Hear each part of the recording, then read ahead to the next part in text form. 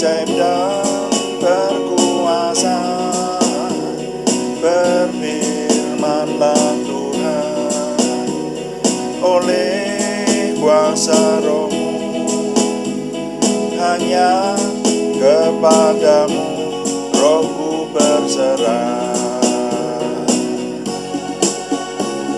Berfirmanlah Tuhan, Roh Kudus urapi hamba-Mu. Berfirmanlah Tuhan, ku rindu menikmati sabda-Mu.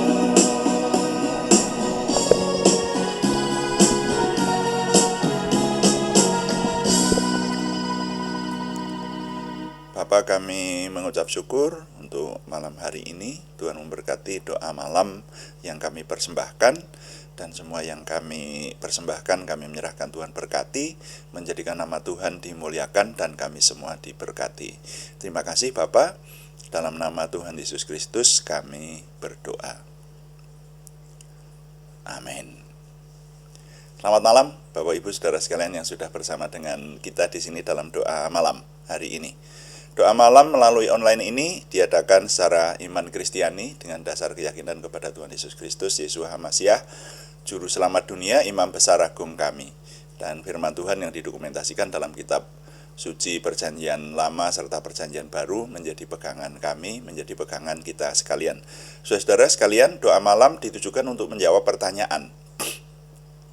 Karena itu, kalau ada saudara yang memiliki pertanyaan rohani, silahkan dikirimkan kepada kami. Nanti akan coba kami jawab menjadi tema-tema dalam doa malam kita. Dan doa malam juga seringkali ditujukan juga untuk mencermati hal-hal yang terjadi pada zaman kita ini ya.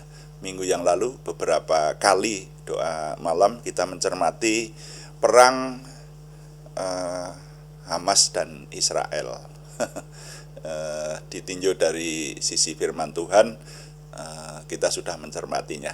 Dan kali ini kami ingin menjawab pertanyaan dari peserta doa malam, yaitu pertanyaan dari Bapak Pringgo Sri Harjanto yang mengajukan pertanyaan begini: Moab itu nama seseorang atau nama bangsa? Kok dihukum Tuhan karena kesombongannya? Terus dituliskan di situ di Yeremia 48. Nah, ini. Jadi mempertanyakan tentang Moab itu nama seseorang atau nama bangsa. Kok dihukum Tuhan karena kesombongannya, di Yeremia pasal 48. Besok kita cermati. Nah, kali ini kita akan mencermati dulu asal-usul Moab, saudara ya. Jadi saya kemarin merenungkan pertanyaan Pak Harjanto ini, saya pikir pertanyaannya ringan sekali. Wah, ternyata setiap pertanyaan mengenai Alkitab itu tidak ringan, saudara. Saya berusaha menjawabnya dengan baik, dan itu memerlukan membuka-buka referensi, merenungkan dan seterusnya. Akhirnya kita dapati saya dapati sesuatu yang indah. Nanti akan saya bagikan buat saudara, sesuatu yang bernilai rohani gitu ya. Kan sepertinya hanya mempertanyakan soal Moab itu nama seseorang atau nama bangsa, kan hanya itu. Tapi kita harus merenungkan dengan banyak hal. Nah, kita mendapati asal usul Moab itu adalah nama dari anaknya Lot. Anak tokoh namanya Lot. Nah, Lot itu adalah anaknya adiknya Abraham. Loh, ini kalau kita tidak membuka-buka tidak ngerti, saudara, dan tidak membaca banyak referensi, tidak sampai segini kira-kira. Lot itu keponakannya Abraham, atau kalau orang Jawa Tengah menyebutnya Prunan, anaknya adiknya. Jadi sama Abraham, Lot ini memanggil Pade gitu. Ya, kalau bahasa Indonesia itu entah Pak D entah Pak Lek dipanggil Om semua sih di situ ya, tapi engku ya. Ya kalau orang Tionghoa menyebutnya engku, kira-kira begitu. Jadi Pak D. Nah, jadi Abraham mempunyai adik namanya Haran, itu adik bungsunya. Nah, itulah orang tuanya Lot. Dan Lot ini mengikuti Abraham, bahkan nanti sampai kemana-mana Abraham, bapak orang beriman ini diikuti oleh Lot. Nah, menariknya di sini, saudara, kita ini hanya mau meneliti soal asal-usul Moab, tapi kita dibawa oleh Tuhan, Pak Harjanto sebagai penanya, kita dibawa oleh Tuhan untuk merenungkan banyak hal yang kaitannya dengan Moab, ya, dan Lot, bapaknya Moab, gitu. Jadi Lot ini ikut orang saleh. Abraham itu bapak orang beriman. Dan Lot, sang perunan ini, kalau bahasa Indonesia disebut keponakan ini, itu mengikuti pengembaraan Abraham loh. Dan Abraham itu pertama dari tanah Ur Kasdim, dia pindah bersama dengan orang tuanya, dengan Terah, ke tanah namanya Haran. Lalu dari tanah Haran ini dipanggil Tuhan untuk keluar dari tanah kelahirannya, dari tanah asal-usulnya itu, ke sebuah negeri yang akan ditunjukkan Tuhan, dan belum tahu kemana itu. Lalu akhirnya nanti sampai di tanah Kanaan, sampai dia mengembara sampai di Mesir, saudara. Sampai di Mesir, lalu nanti kembali lagi ke tanah Abraham, ke tanah Kanaan lagi maksudnya. Nah, itu Lot ikut terus gitu. Nah, tapi rupanya ada kelemahan Lot, ya. Ada kelemahan Lot, yaitu pada waktu Lot semakin memiliki harta benda dan kekayaannya akhirnya mengejar Abraham itu. Dia juga kaya, memiliki lembu sapi yang banyak seperti itu, sehingga dikisahkan di sana di kitab Kejadian pasal seputaran 19 itu toh. Itu bahwa pegawai-pegawainya Lot, budak-budaknya Lot gitu ya, para penggembala, itu seringkali bertengkar dengan penggembala Pak D-nya ini, penggembala Abraham, bertengkar rebutan tanah penggembalaan. Nah, karena itu Abraham memanggil Lot dan berkata, wah Lot, kita ini tidak bisa ini kalau jadi satu terus. Jadi silahkan kamu memilih lah, ini di tanah Kanaan ini masih banyak banget tanah penggembalaan. Kalau kamu ke kiri, aku ke kanan, dikatakan begitu. Lalu Lot dan Abraham naik ke tempat tinggi. Jadi oleh Abraham, Lot dibawa ke tempat tinggi lalu suruh memandang. Kemudian dikatakan di sana bahwa ada tanah yang diairi dengan aliran air, dikatakan indah seperti taman Tuhan, ya, yaitu di seputaran kota Sodom dan Gomora. Wah, ini kan menarik ini ya. Jadi Lot melihat itu seperti taman Tuhan. Tanah Sodom dan Gomora itu, saudara, subur makmur luar biasa, seperti taman Tuhan. Nah, sudah mulai kita merenungkan, kalau saudara jadi Lot bagaimana? Sama pamannya, sama Pak D-nya, dia disuruh memilih. Ya, kamu milih yang mana di antara tanah-tanah itu, gitu. Tentu saja memilih yang baik kalau disuruh memilih, ya toh. Tapi sebagai seorang muda, mestinya yang diucapkan, nah ini kita baru tahu kekeliruannya Lot itu setelah nanti meneliti kisah-kisah di bawahnya, ya. Karena Lot memilihnya keliru, nah gitu. Sebagai seorang muda seharusnya berkata, wah paman, saya nurut aja sama paman, saya diarahkan kemana. Karena saya tahu pamanlah orang yang takut akan Tuhan, yang selalu dipimpin Tuhan kepada keberhasilan. Bahkan keberhasilanku punya kambing domba banyak ini juga karena Pak D. Jadi saya diarahkan kemana dan saya tidak akan putus hubungan dengan Pak D. Mesti terus akan tetap komunikasi dan seterusnya, begitu. Ya, harusnya kan begitu. Atau kalau tidak, anu aja deh, aku memilih yang jelek aja, yang bagus untuk Pak D, kan begitu. Nah, tapi Lot enggak. Lot itu cenderung egois dan kurang bergantung kepada senior, kurang bergantung kepada orang yang takut akan Tuhan. Nah, ini menjadi nilai juga buat kita, saudara-saudara ya. Jadi segala sesuatu kalau berhubungan dengan Tuhan, saudara, itu mestinya manusia itu bergantung kepada Tuhan. Dan ini memberikan gambaran kepada kita juga bahwa kalau ada orang yang takut akan Tuhan seperti Abraham, itu seharusnya diteladani menjadi tempat bergantung, menjadi tempat meminta nasihat dan seterusnya. Jangan disepelekan. Ya, kalau kita merenungkan kan ini kelebihan Daud loh. Daud itu selalu menghargai segala sesuatu yang berbau Tuhan.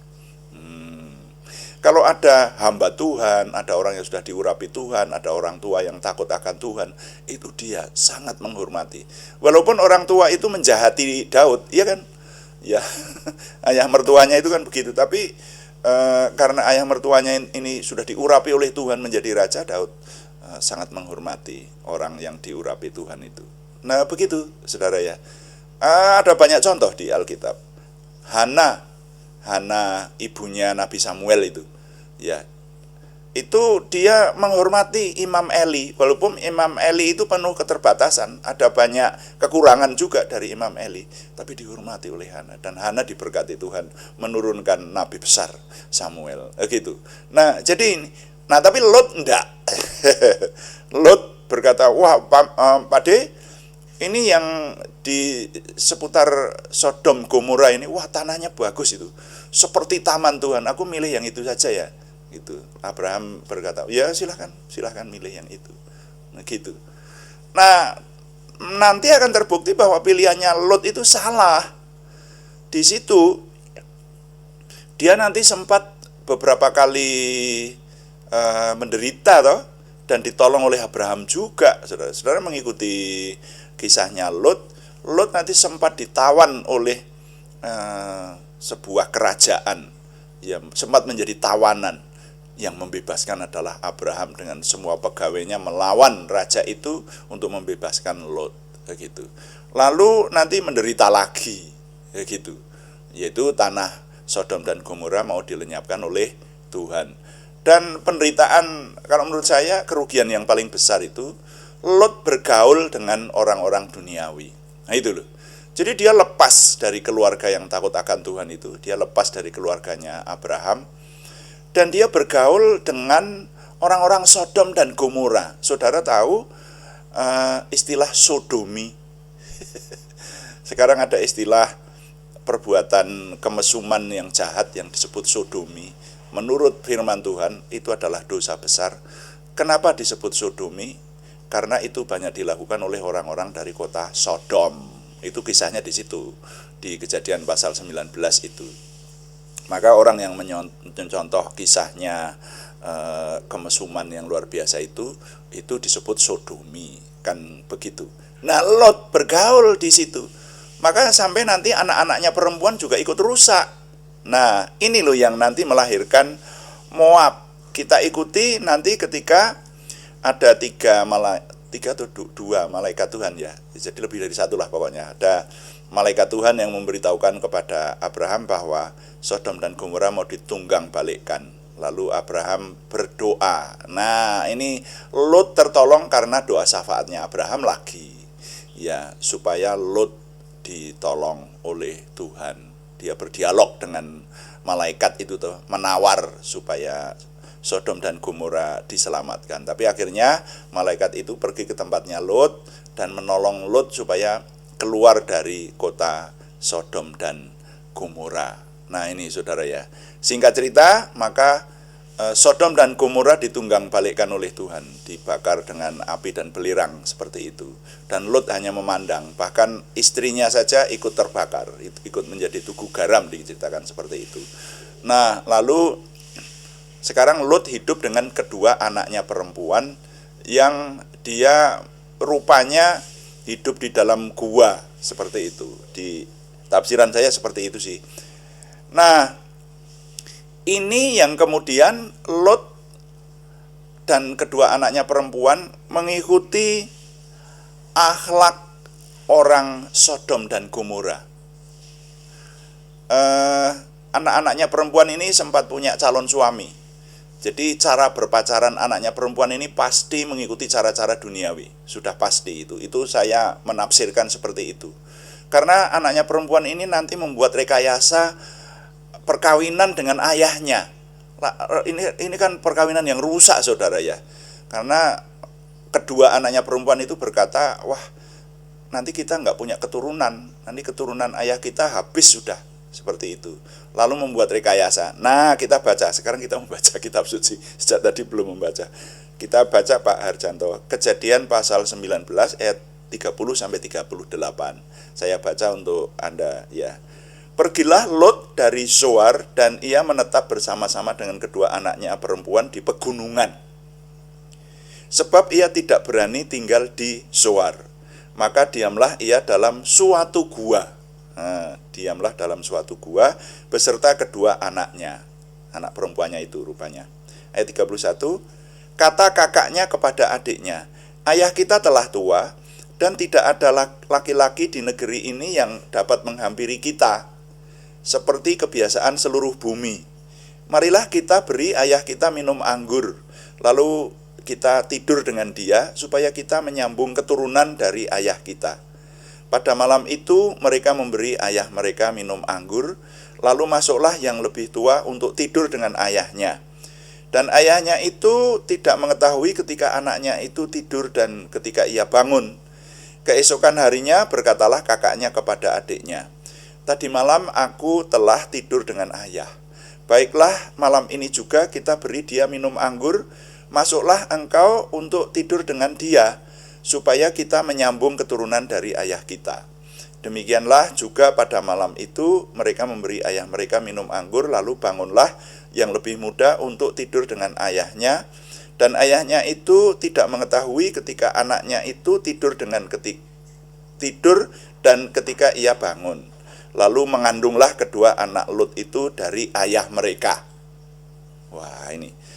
Yang lebih tua melahirkan seorang anak laki-laki dan menamainya Moab. Dialah bapak orang Moab yang sekarang. Yang lebih muda pun melahirkan seorang anak laki-laki dan menamainya Ben-Ami. Dialah bapak bagi Amon yang sekarang. Nah, begitu Pak Harjanto. Jadi jawabannya pertanyaan Pak Harjanto ini antara lain asal usul Moab itu ada di Kejadian pasal 19 ya 30 sampai 38. Jadi begitu. Moab itu lahir dari perkawinan yang sembarangan atau perkawinan yang rusak, perkawinan yang tidak sehat. Yaitu karena kedua anak Lot yang merekayasa, ayahnya dibuat mabuk, lalu anaknya yang perempuan yang tua tidur dengan ayahnya. Wah, saya tidak bisa membayangkan adegan itu. Bagaimana seorang tua dibuat mabuk lalu sampai bisa bersetubuh dengan anaknya perempuan. Itu anaknya perempuan itu mesti merekayasa sedemikian rupa, iya toh? Ya, saudara yang dewasa bisa menggambarkan betapa rusaknya akhlak anak perempuan itu. Jadi ketika dia sudah punya calon suami itu pasti dia juga sudah cara pacarannya rusak-rusakan, sudah pasti. Mereka tidak perawan lagi, sudah pasti. Kalau mereka ini anak-anak yang masih virgin, ndak tega lah melakukan itu, ndak mudeng lah gitu, ya gitu. Nah, dan singkat cerita dikatakan sampai kedua anaknya perempuan itu mengandung dari ayah kandung mereka, dari Lot. Maka anak dari kedua anak perempuan ini melahirkan anak-anak yang dari ayah kandung mereka. Ayahnya itu sekaligus kakek mereka. Kan kacau toh ini. Nah, itu makanya anaknya yang lebih tua melahirkan anak laki-laki, anaknya yang muda juga melahirkan anak laki-laki. Anaknya yang tua, anaknya diberi nama Moab. Nah, disebutkan di sana itulah bapak suku Moab yang nanti akan dikenal berdampingan hidup dengan umat pilihan Tuhan, saudara ya. Pak Harjanto mulai menangkap di sini pertanyaannya, Moab itu nama orang apa nama suku ya? Nama orang. tapi akhirnya dibuat menjadi nama suku karena menurunkan suku Moab. Nah, sedangkan yang muda mempunyai anak laki-laki diberi nama Ben-Ami, yaitu yang menurunkan suku Amon. Dua-duanya nanti menjadi suku besar, ya. Kita akan teliti besok. Tapi sampai di sini saya sudah mulai menjawab pertanyaan dari Pak Arjanto dan saudara-saudara sekalian. Pertanyaan rohani itu ternyata jawabannya kalau direnungkan itu ada banyak kunci-kunci rohani yang dapat kita serap darinya, saudara ya. Nah, oleh karena itu maka paling tidak saya ingin menjawab pertanyaan Pak Arjanto ini menjadi dua bagian, hari ini dan besok ya. Dan hari ini judul renungan kita ini adalah mengenal Moab, gitu. Lalu nilai yang dapat saya ketengahkan adalah sebagai berikut. Karakter yang buruk dan perkawinan yang sembarangan menyebabkan kerusakan bangsa. Harus kita sadari ini. Makanya hati-hati dengan dua hal ini, karakter yang buruk dan perkawinan yang sembarangan. Itu bukan hanya merusakkan orang yang bersangkutan atau keluarga orang yang bersangkutan, tapi menjadi kerusakan bangsa. Nanti bangsa Moab dan bangsa Amon itu, yaitu yang ditanyakan oleh Pak Arjanto, di Yeremia pasal 48, dihukum Tuhan dan seterusnya itu. Ya, jadi sekali lagi nilai yang kita dapatkan dari perenungan ini, karakter yang buruk dan perkawinan yang sembarangan menyebabkan kerusakan bangsa. Tuhan dipuji, amin. Mari kita mengakhirinya dengan doa. Kita berdoa sesuai dengan ajaran Tuhan melalui firman-Nya.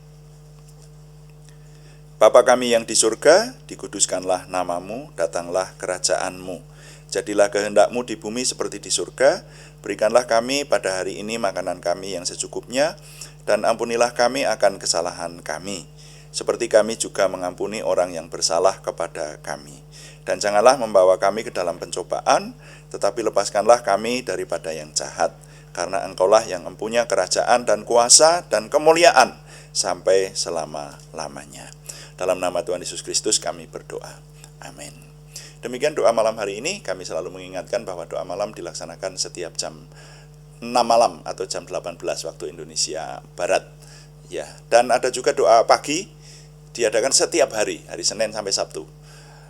Setiap jam 5 pagi, hanya temanya berbeda. Yang doa pagi lebih lama dan lebih rinci seperti itu. Nah, saudara-saudara,